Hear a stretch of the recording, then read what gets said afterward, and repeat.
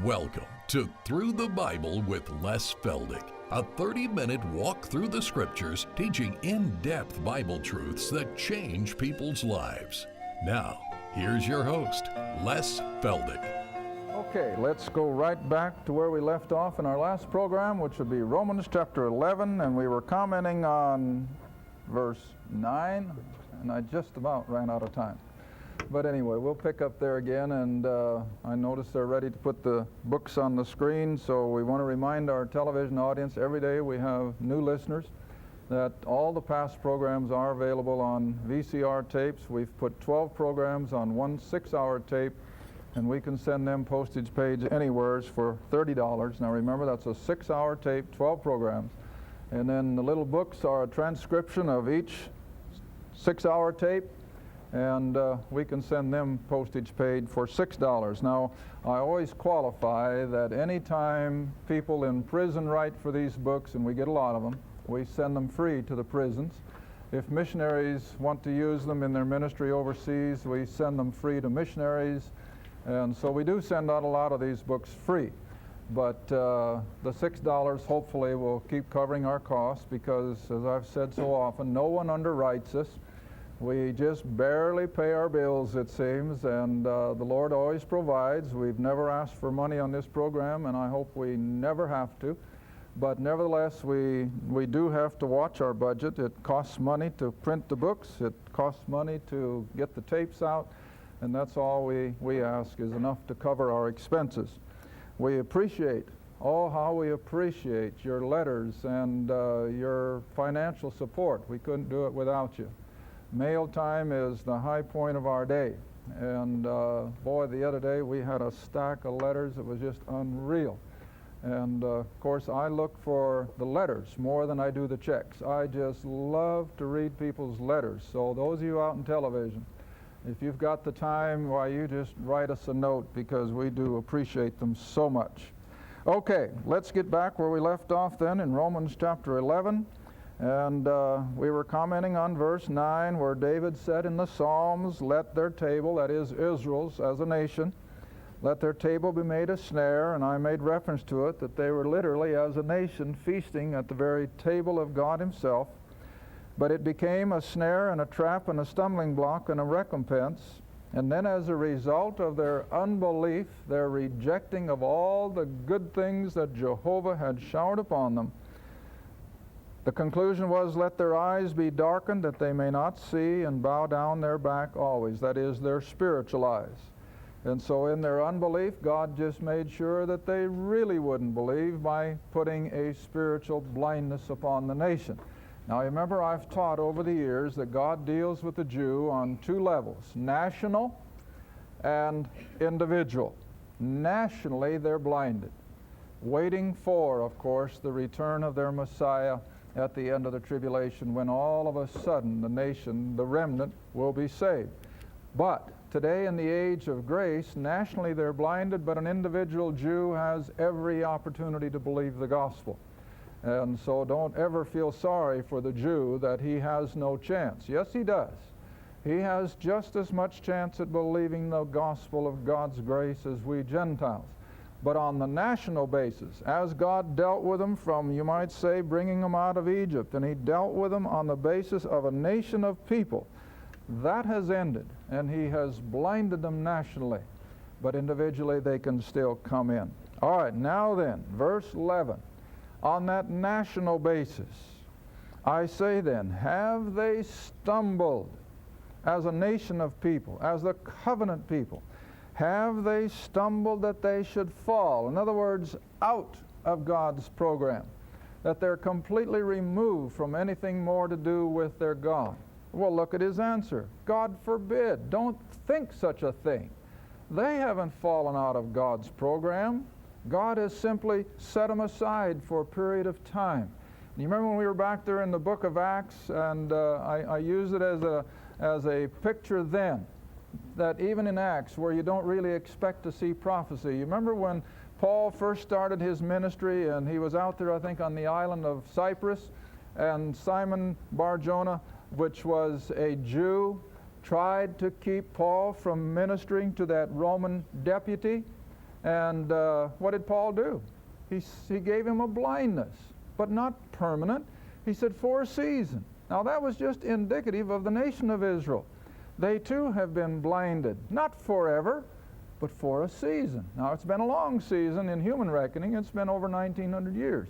But it's not going to last forever. One day, and we trust we're getting closer and closer, as time runs out, Israel will once again have her spiritual eyes opened. All right, now then, the verse that we're dealing with, verse 11, but rather through their fall, because the nation of Israel rejected her king and her Messiah and her Redeemer, God in turn went to the Gentiles with this program of grace unheard of, beyond human comprehension. How that the holy, righteous God of glory could use something as graphic and as awful as that Roman cross to bring about a gospel that he could send out to the Gentiles free for nothing, without work, without religion, without ritual, without a priesthood. It was a gospel that merely had to be believed. Now that's what most people can't comprehend. It's too simple. But this is the way God intended it, so that no one, Jew or Gentile, can ever say, well, I just couldn't measure up. I couldn't reach that. I couldn't attain it. No one can say that. It's out there for everyone and anyone because Israel fell. See? Now, we were just talking at break over a cup of coffee. And I know this is strictly hypothetical. And as one gentleman in my class told me one time, he says, Les, you can't ever talk hypothesis when it comes to God's dealing. And I agree. But nevertheless, from the human standpoint, hypothetically, you see, if Israel, and that's a great big if Israel would have accepted the Christ, if they would have embraced him as their Redeemer and their Messiah and their King, hypothetically, what would have happened? Oh, they could have had the king and the kingdom, but according to the Old Testament prophecies, had they have done that, then what could have Israel done? They could have evangelized those Gentiles and just brought them in by the millions to a knowledge of their God. That was their prospect, see? But that's hypothetical. In the foreknowledge of God, it couldn't happen. He had to die. And so the nation of Israel rejected him. They crucified him. And they continued to reject him in the early Acts, although Peter and the 11 preached their hearts out. And finally, when Israel proved that they were not going to believe, God raised up that other little Jew, that rebel, that raging bull who hated Jesus of Nazareth, saved him by grace. See? That is the epitome of grace, is the salvation of Saul of Tarsus. And then he told Saul right up front, before he even got out of Damascus, I'm going to send you far hence where? To the Gentiles. Israel is going to go out into a spiritual blindness, but you're going to go to the Gentiles. And so this is what this verse is saying, that because Israel rejected all of those Old Testament promises, Israel rejected her Messiah and her King, crucified him, what they really did was opened up the windows of heaven for us Gentiles, whose forefathers were pagan. Every one of us, if we could follow our family tree all the way back, we'd find that every one of our ancestors were steeped in idolatry. They were steeped in the occult, in mythology or whatever it might be. Israel alone had the true knowledge of the true God. But God now has done something totally different, and he sent this apostle out amongst those pagan Gentiles. And they suddenly began to just almost swarm to the gospel. They had a spiritual hunger that Israel could not comprehend. And of course, if you know the book of Acts, every place that Paul went and preached the gospel when the Jews were rejected, and he'd go to those pagan Gentiles, what would those Gentiles do? Oh, they'd embrace it. They were thrilled by it. Then in turn, what did the Jew do? Oh, he hated them. And the Jew hated the Gentile, that they were infringing upon their God. And so they were the chief opponents of Christianity. Now it's amazing how human nature works. As the Jew then became the chief opponent of Gentiles being saved, in time, how did the Gentile react then to the Jew? Began to hate them. Now let's look at this verse. See, this is where human nature goes contrary to the will of God. Verse 11, continuing on. Have they stumbled that they should fall, Israel? Well, don't think such a thing. But rather, through their fall, salvation has come to the Gentiles, don't stop, to provoke them, the Jew, to what? To jealousy. Now, all you got to do is go back to a couple kids in high school. And they're infatuated, and they're dating, and they're just having a great little love affair, but all of a sudden there's a falling out. And I dare tell you, unless kids have changed remarkably more than I think, what's one or the other of them going to immediately start doing in order to win their little love back? Well, they're going to date somebody else. Why? To promote jealousy. See? Oh, you know, this is exactly what God intended to do. God was going to turn to the Gentile with the idea that Israel would get jealous. Hey, they're taking my place. See? I better wake up and get back to where I belong. But, contrary to what God intended, it went the other way. And not only did it turn Israel in anger against the Gentiles, they precipitated in return the persecution of the Gentiles against them. And all you have to do is go back and read human history.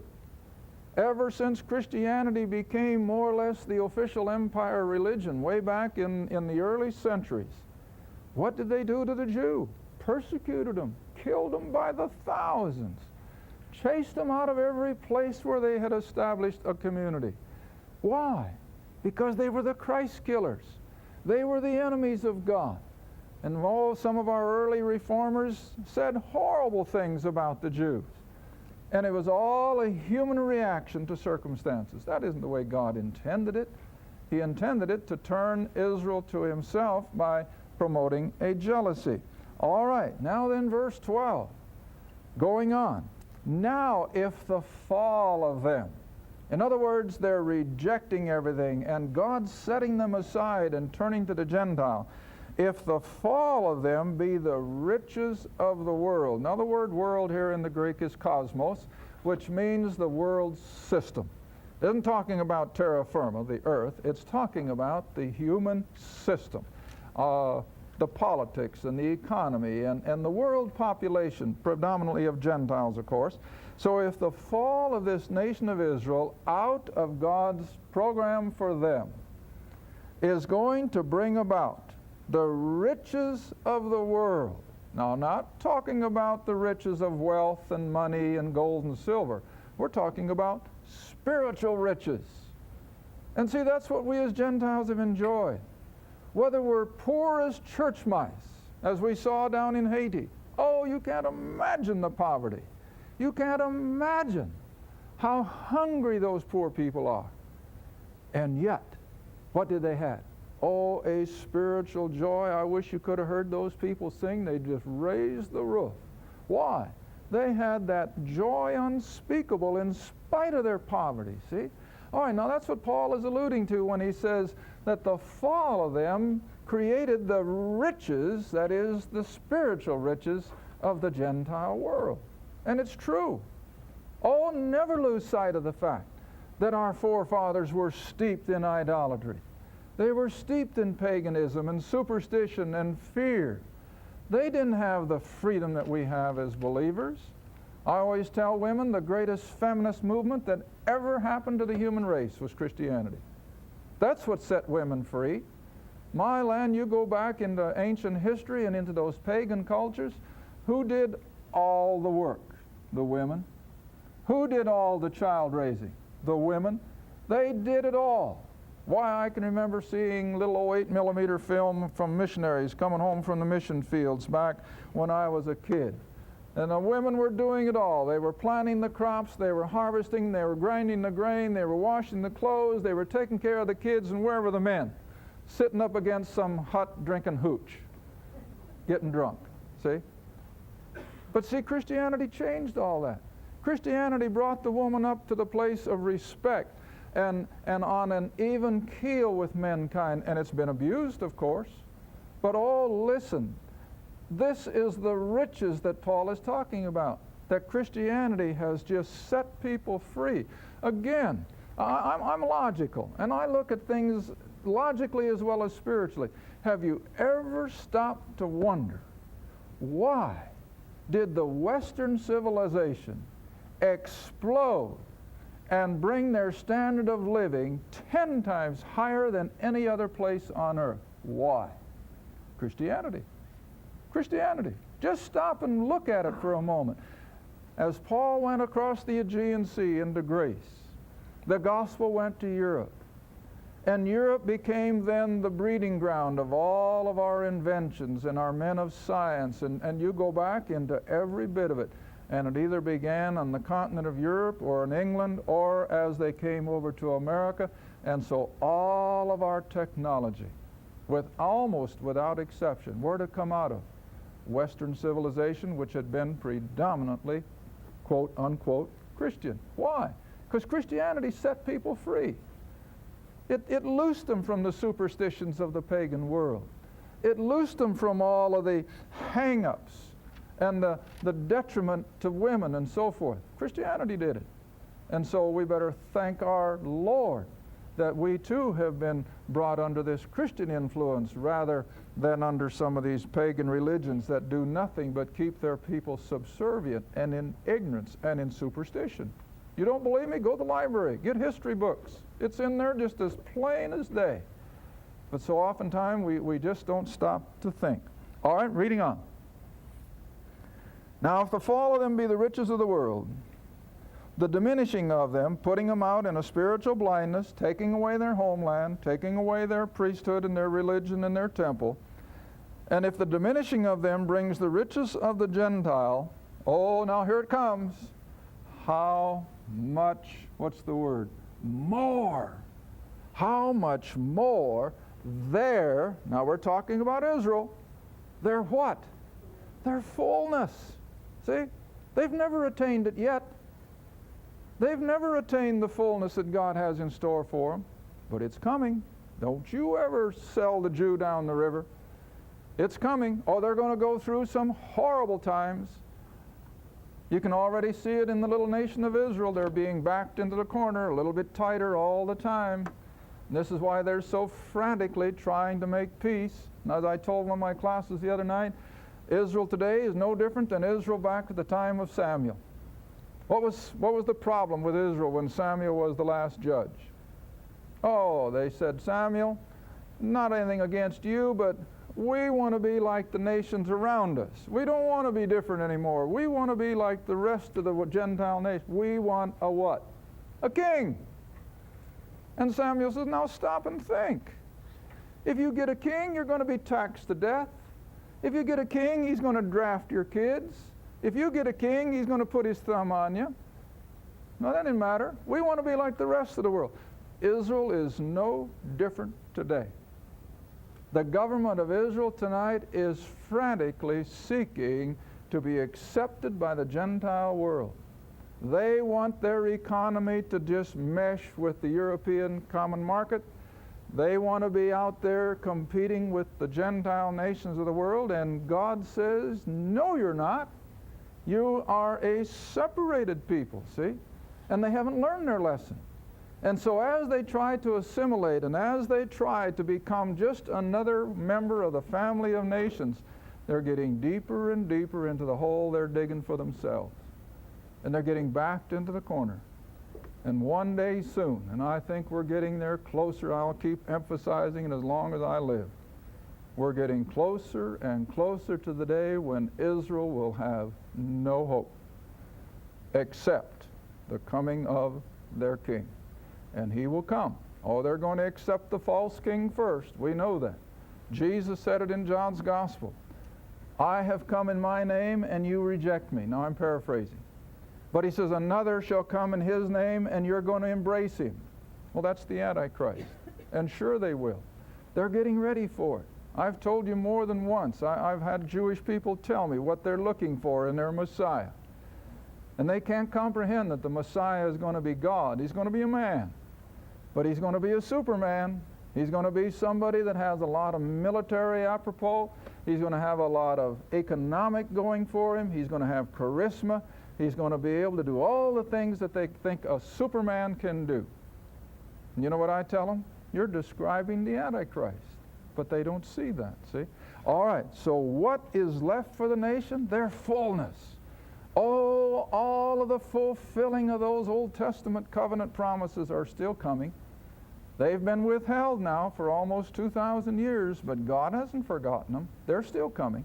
All right, now then, verse 13. Don't lose sight that just because Paul has been dealing with the nation of Israel for 3 chapters, don't lose sight of what he is.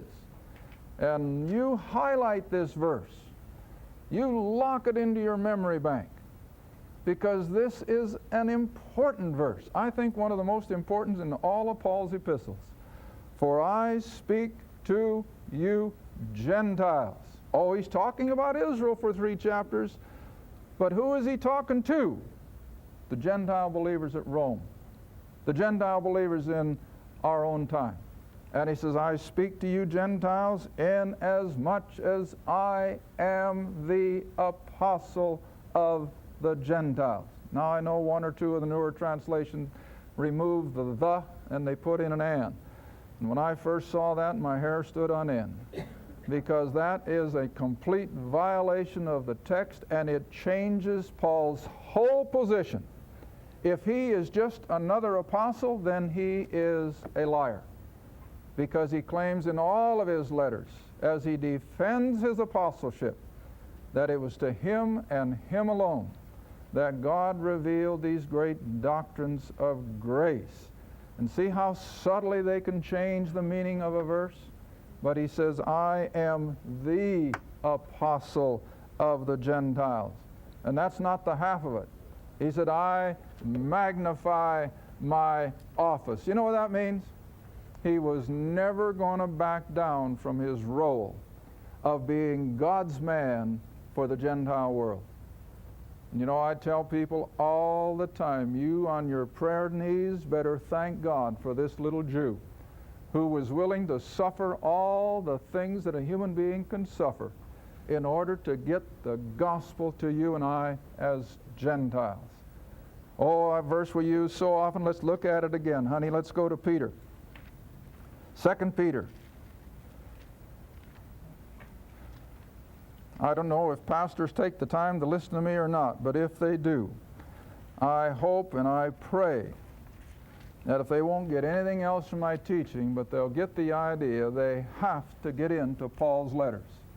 You are not going to see a viable, living ministry if you do all of your preaching and teaching from the 4 Gospels. It's just not back there.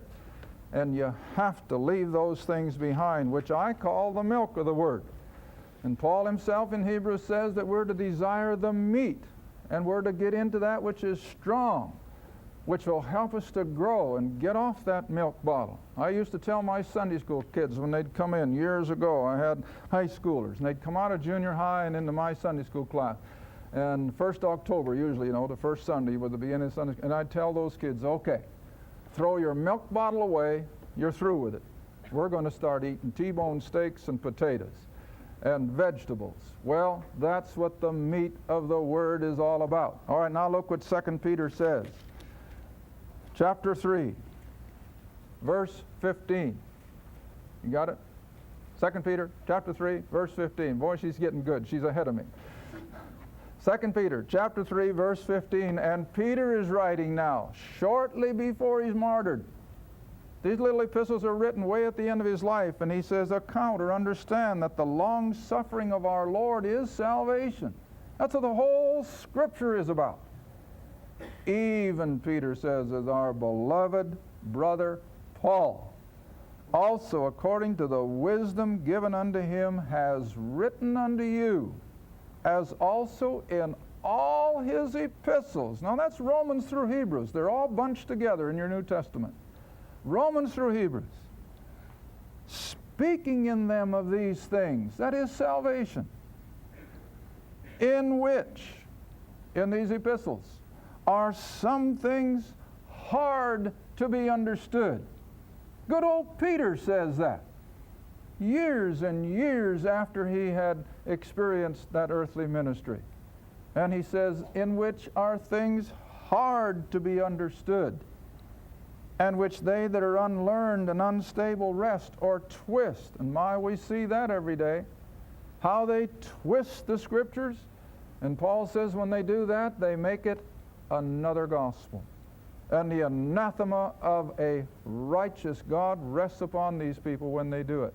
All right, and they twist the Scriptures to their own destruction. But you know what the sad part is? It isn't just to their own, it's to all their people that are under them.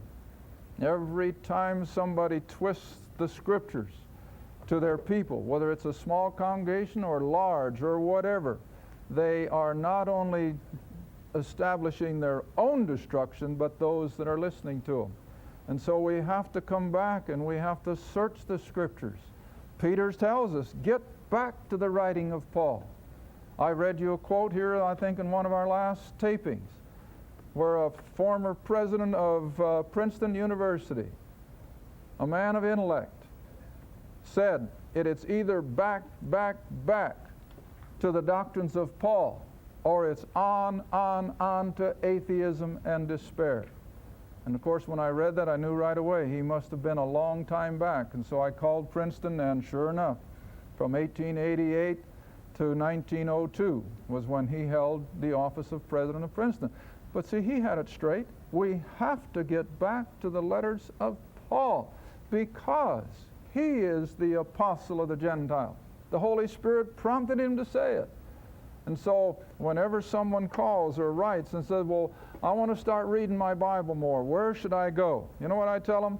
You start with Romans chapter 1, and you read Romans until you're blue in the face.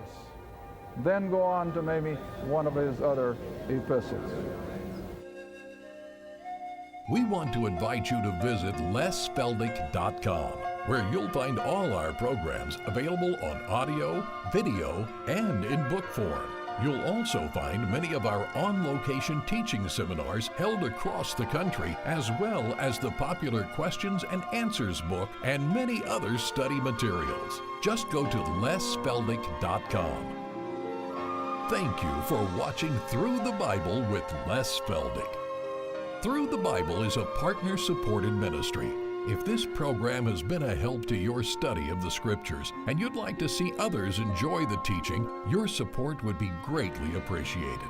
Write to us at Les Feldick Ministries, 30706 West Lona Valley Road, Kinta, Oklahoma, 74552.